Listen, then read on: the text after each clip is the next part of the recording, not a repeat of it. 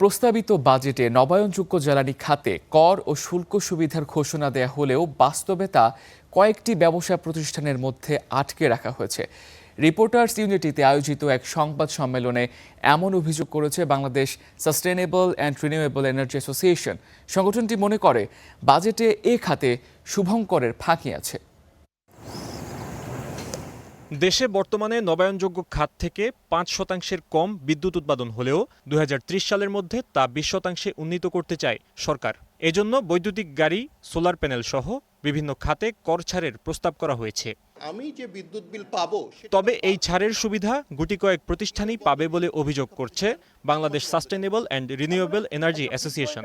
রাজধানীর ডিআরইউ মিলনায়তনে সংবাদ সম্মেলনে এই অভিযোগ করা হয়। মাননীয় প্রধানমন্ত্রী তারেক রহমান সাহেব ঘোষণা দিয়েছেন যে 1 কোটি জব করবেন, তো এখানে জব তো নষ্ট হবে, আরও এখানে জব যারা জব করেন তাদের জব চলে যাবে।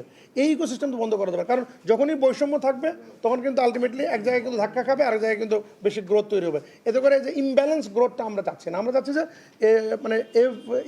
এই সুযোগটা সবার জন্য সমান হবে। বিনিয়োগকারীদের সংখ্যা বৈষম্যমূলক নীতি বহাল থাকলে সরকারের লক্ষ্য অর্জন হবে না। এজন্য নবায়নযোগ্য জ্বালানি খাতে 10 বছরের ট্যাক্স হলিডের দাবি জানানো হয়।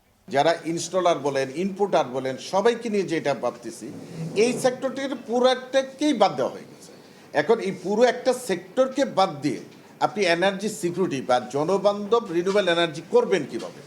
আর এই সেক্টরের সাথে যতজন জড়িত আছে তার কি সবার চাকরি লুজ করবে, তো চাকরি হারাবে। বিএসআরইএ মনে করে দেশের বিভাগীয় শহরের সকল ভবনের ছাদগুলোর মাত্র 25% ব্যবহার করেই 8000 মেগাওয়াট বিদ্যুৎ উৎপাদন সম্ভব। Fahim Yusuf, star news, Dhaka.